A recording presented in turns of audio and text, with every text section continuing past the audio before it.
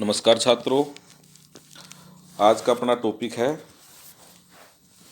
भारत का चुनाव आयोग, the election commission of India. Bharat एक लोकतंत्रात्मक देश है, विश्व का सबसे बड़ा लोकतांत्रिक देश है ये, और लोकतंत्र में चुनाव का होना आवश्यक है।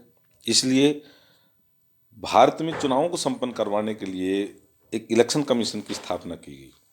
तो अनुच्छेद 324 में संसद और प्रत्येक राज्य के विधानमंडल के लिए कराए जाने वाले सभी निर्वाचनों के लिए तथा राष्ट्रपति और उपराष्ट्रपति के पदों के लिए निर्वाचन के लिए निर्वाचक नामावली तैयार कराने का और उन सभी निर्वाचनों के संचालन का अधीक्षण, निर्देशन और नियंत्रण एक आयोग में निहित होगा। अनुच्छेद 324 ये कहता है विश्व के सबसे बड़े लोकतंत्र और उसमें संपन्न हुए 16 आम चुनाव, अनेक विधानसभा चुनाव, मध्यावधि चुनाव तथा उपचुनावों की प्रक्रिया को विश्व भर में बड़े कौतूहल से देखा जाता है।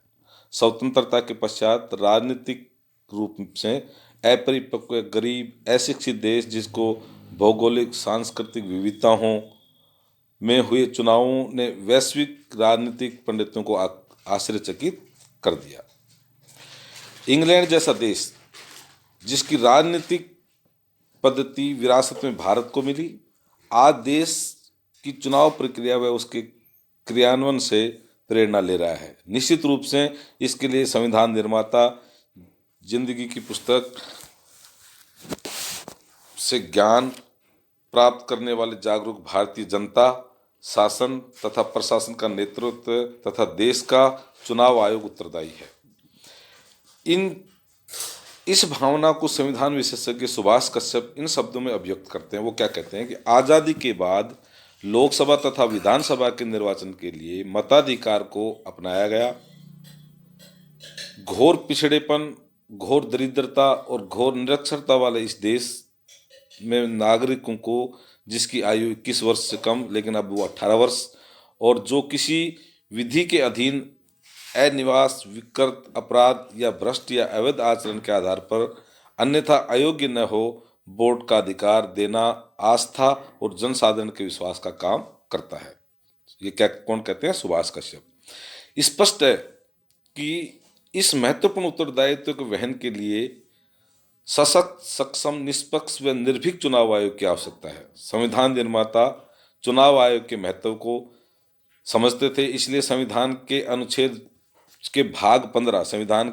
भाग 15 के अनुच्छेद 324 से लेकर के 339 तक निर्वाचन आयोग तथा निर्वाचन के संबंध में प्रावधान किए गए। कौन से? संविधान के भाग 15 अनुच्छेद 324 से लेकर के 329 तक। अब चुनाव आयोग का गठन कैसे हुआ? संविधान का अनुच्छेद 324 चुनाव आयोग के गठन के संबंध में प्रावधान करता है। इसके अनुसार निर्वाचन आयोग मुख्य निर्वाचन आयुक्त और उसने अन्य निर्वाचन आयुक्तों से यदि कोई हो जितने राष्ट्रपति समय समय पर नियत करे मिलाकर बनता है। संसद द्वारा बनाई गई विधि के आधार पर इसकी नियुक्ति राष्ट्रपति द्वारा की जाती है। निर्वाचन आयोग में यदि एक से अधिक सदस्य हों तो मुख्य निर्वाचन आयुक्त अध्यक्ष के रूप में कार्य करता है। यदि एक से ज़्यादा सदस्य हों तो जो मुख्य निर्वाचन आयुक्त है वो अध्यक्ष के रूप में कार्य करेगा। भारत के संपूर्ण देश के लिए एकीकृत चुनाव व्यवस्था की गई है। उसी प्रकार जिस प्रकार एकीकृत न्यायिक व्यवस्था है, आवश्यकता होने पर राष्ट्रपति निर्वाचन आयोग से परामर्श करके आयोग की सहायता के लिए प्रादेशिक आयुक्तों की नियुक्ति कर सकता है। 1951 में गठित प्रथम निर्वाचन आयोग एक सदस्यीय था। 1951 में जो निर्वाचन आयोग का गठन किया उसमें एक सदस्य था और प्रथम मुख्य चुनाव आयुक्त सुकुमार सेन थे। प्रथम मुख्य चुनाव आयुक्त कौन थे? सुकुमार सेन। पर बीच बीच में प्रादेशिक आयुक्तों तथा उप निर्वाचक आयुक्तों जैसे पद सृजित किए जाते रहे। अक्टूबर 1989 में राष्ट्रपति R.K. वेंकट रमन द्वारा मुख्य चुनाव आयुक्त की सहायता के लिए 1989 से मुख्य चुनाव आयुक्त की सहायता के लिए 2 अन्य चुनाव आयुक्तों की नियुक्ति की गई। लेकिन जनवरी 1990 को ये नियुक्तियां रद्द कर दी गई। इस तरह चुनाव आयोग का स्वरूप पुनः एक सदस्य हो गया। अक्टूबर 1993 में पुनः मुख्य चुनाव आयुक्त के साथ 2 चुनाव आयुक्तों की नियुक्ति की गई और इसके लिए मुख्य निर्वाचन आयुक्त एवं अन्य निर्वाचन आयुक्त सेवा शर्त अधिनियम 1991 में संशोधन किया गया। उस समय श्री टी.एन. शेषन मुख्य चुनाव आयुक्त थे। शेषन के अनुसार उनकी भूमिका व अन्य चुनाव आयुक्तों की भूमिका में अंतर होना चाहिए। अन्य चुनाव आयुक्तों की भूमिका सलाहकारी होनी चाहिए। इस संबंध में एक याचिका उन्होंने सुप्रीम कोर्ट में दाखिल की।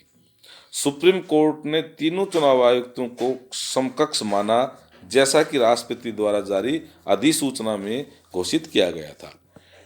टी.एन. शेषन का कार्यकाल कई विवादों का कारण बना। उन्होंने भ्रष्टाचार मुक्त तथा साफ सुथरे चुनाव कराने का संकल्प किया था और उन्होंने अपने पद और अधिकारों का पूर्ण उपयोग किया। उन्होंने मीडिया के समक्ष अपने पक्ष को रखा। सत्ताधारी मंत्रियों के विरुद्ध अपनी बात कहने में वे हिचकिचाए नहीं। उन्होंने उम्मीदवारों को चुनाव खर्च का ब्यौरा देना आवश्यक किया। निर्वाचन आयोग की सहायता के लिए जो व्यवस्थाएं की गई वे इस प्रकार थी। मुख्य निर्वाचन आयुक्त व अन्य निर्वाचन आयुक्त, प्रादेशिक आयुक्त, मुख्य निर्वाचन अधिकारी, रिटर्निंग ऑफिसर, पीठासीन अधिकारी, मतदान अधिकारी तथा आवश्यक सहायक कर्मचारी।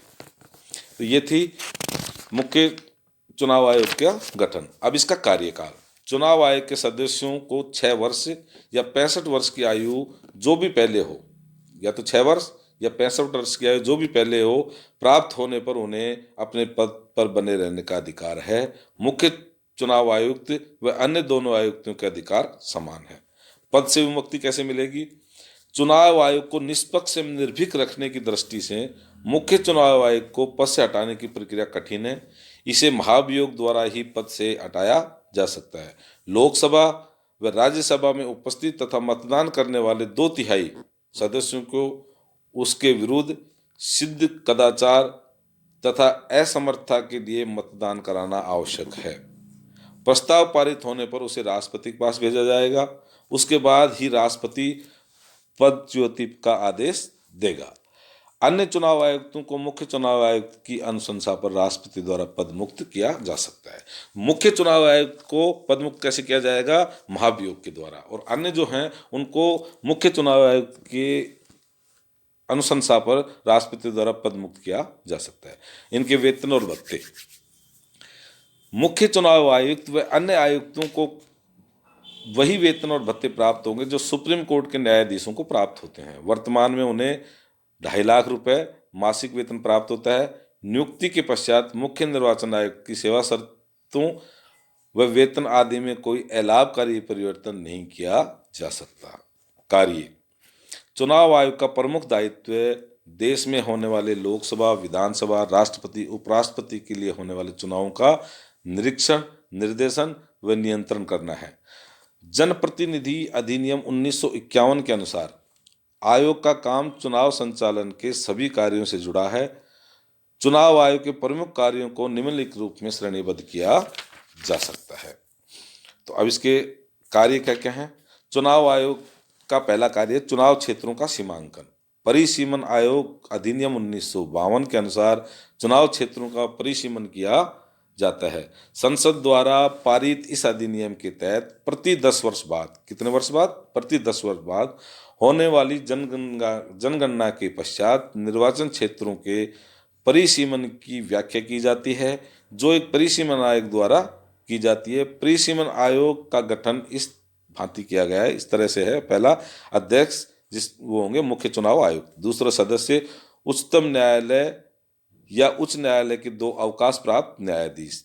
तीसरे हैं सहायक सदस्य, लोकसभा या विधानसभा के निर्वाचित सदस्यों में से चुने जाते हैं, जिनकी संख्या 2 से लेकर 7 हो सकती है। इस आयोग के समक्ष जनता द्वारा आपत्तियां प्रस्तुत की जा सकती हैं, जो व्यक्तिगत या सामूहिक रूप से की जा सकती हैं। आयोग इन पर विचार विमर्श करके निर्णय लेता है और परिसीमन आदेश जारी करता है। इन आदेशों के विरुद्ध किसी भी न्यायालय में अपील नहीं की जा सकती। यह व्यवस्था चुनाव आयोग को सुदृढ़ आधार प्रदान करती है। दूसरा है मतदाता सूची तैयार करना। एक चुनाव से दूसरे चुनाव के बीच मतदाताओं की स्थिति में अंतर आ जाता है। कुछ युवा मताधिकार की आयु सीमा में प्रवेश कर जाते हैं, तो कुछ मृत्यु के कारण मतदाता सूची से बाहर निकल जाते हैं। दोनों प्रकार की स्थितियों के लिए मतदाता सूची में लगातार सुधार व परिवर्तन की आवश्यकता है। अतः प्रत्येक लोकसभा, विधानसभा तथा मध्यावधि चुनाव से पूर्व मतदाता सूची का पुनर्अवलोकन व सुधार किया जाता है तथा सूची को अद्यतन किया जाता है। ऐसा करना इसलिए आवश्यक है ताकि मताधिकार प्राप्त व्यक्ति अपने इस अधिकार के प्रयोग से वंचित न रह जाए तथा जो व्यक्ति दुनिया में नहीं है वह मत का दुरुपयोग न हो सके। तीसरा है राजनीतिक दलों को मान्यता व चुनाव चिन्ह प्रदान करना। चुनाव आयोग द्वारा राजनीतिक दलों को मान्यता तथा उनका पंजीकरण जनप्रतिनिधि अधिनियम 1951 के तहत किया जाता है। दलों को मान्यता प्रदान करने के कुछ आधारभूत मापदंड तैयार किए जाते हैं, जिसे समय समय पर आवश्यकता अनुसार परिवर्तन किया जाता है।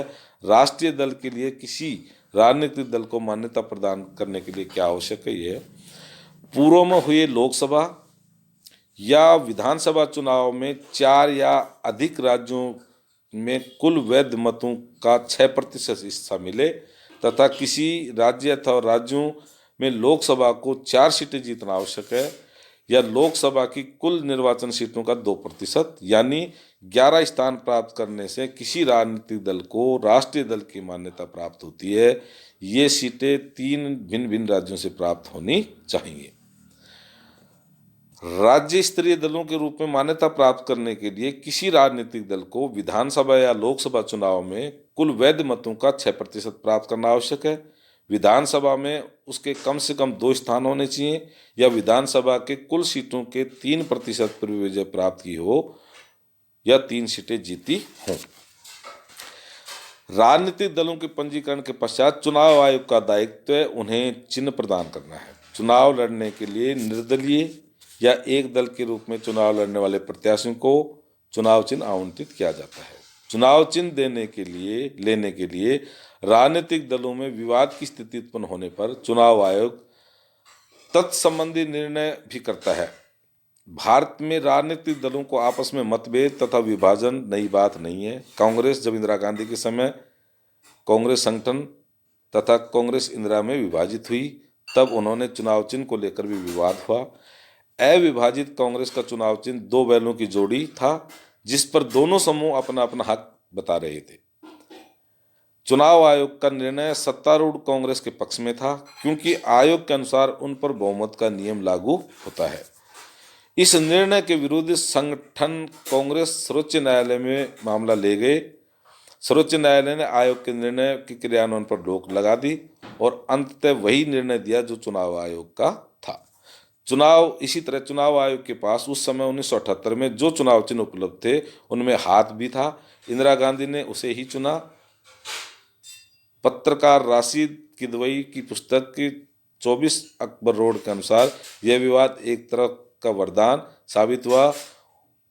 उनके अनुसार मनुष्य के शरीर में हाथ की भूमिका महत्वपूर्ण है। हाथ के बिना जीवन बहुत बेकार होता है। चुनाव का संचालन। चौथा है चुनाव तिथियों का निर्धारण। चुनाव आयोग का अधिकार है, पर इससे पूर्व राष्ट्रपति द्वारा जारी की गई अधिसूचना से चुनाव प्रक्रिया प्रारंभ होती है। राष्ट्रपति द्वारा जारी अधिसूचना में जनता से लोकसभा या विधानसभा के लिए सदस्य व अन्य विधायकों को चुनने का आग्रह होता है। इसके पश्चात चुनाव आयोग चुनाव की तिथियों की घोषणा करता है। नामांकन पत्र भरे जाने, उनकी जांच करने, नामों की वापसी तथा मतदान आदि चुनाव से के भिन्न चरण हैं। 5वां सांसदों की अयोग्यता के संबंध में परामर्श। सांसदों की अयोग्यता के संबंध में आयोग द्वारा राष्ट्रपति को परामर्श देने का प्रावधान है। इस कार्य को अर्ध न्यायिक कार्यों की श्रेणी में रखा जा सकता है। विधायकों के संबंध में ऐसा अधिकार राज्य के राज्यपालों को दिया गया है। संविधान अथवा जनप्रतिनिधि अधिनियम इस कार्य के लिए किसी विशेष प्रक्रिया को स्पष्ट नहीं करता है। और छठा है अन्य कार्य क्या है? चुनाव आयोग से जुड़े उपयुक्त कार्यों के अतिरिक्त चुनाव आयोग कुछ अन्य दायित्वों का निर्वहन भी करता है, जिसका लक्ष्य साफ सुथरे और व्यवस्थित तरीके से चुनाव संपन्न कराना है। ये कौन कौन से दायित्व हैं? पहला दायित्व है चुनाव के समय राजनीतिक दलों के व्यवहार के लिए आचार संहिता निर्धारित करना। दूसरा है प्रत्याशियों के द्वारा किए जाने वाले प्रचार व्यय की सीमा निर्धारित करना व उनकी अनुपालना कराना। तीसरा है प्रत्याशियों द्वारा किए गए व्यय का हिसाब मांगना। चौथा है राजनीतिक दलों के व्यय का हिसाब मांगना। पांचवा है प्रत्याशियों के प्रचार के लिए नियम बनाना। छठा है प्रत्याशियों को प्रचार के लिए आकाशवाणी, दूरदर्शन आदि के प्रयोग की सुविधाएं उपलब्ध करवाना। सातवां है चुनाव संचालन की व्यवस्था के लिए ऑब्जर्वर की नियुक्ति करना। सातवां है चुनाव याचिका के संबंध में सरकार को परामर्श देना। आठवां है यदि चुनाव में गड़बड़ी हुई तो चुनाव को रद्द घोषित करना व पुनः मतदान व मतगणना कराना। नौवां है फर्जी मतदान न हो इसके लिए पहचान पत्र जारी करना। और 10वां है चुनाव आयोग का महत्वपूर्ण कार्य मतदाताओं को जागरूक करना व उन्हें प्रशिक्षण देना भी है। जब पहली बार इलेक्ट्रॉनिक वोटिंग मशीन का प्रयोग किया गया तो मीडिया में बार बार उनके उचित तरीके से प्रयोग करने की पद्धति से मतदाताओं का परिचय कराया गया। तो ये थे चुनाव आयोग के मुख्य कार्य। निर्वाचन आयोग की स्वतंत्रताएं अगले वीडियो में पढ़ाई जाएगी।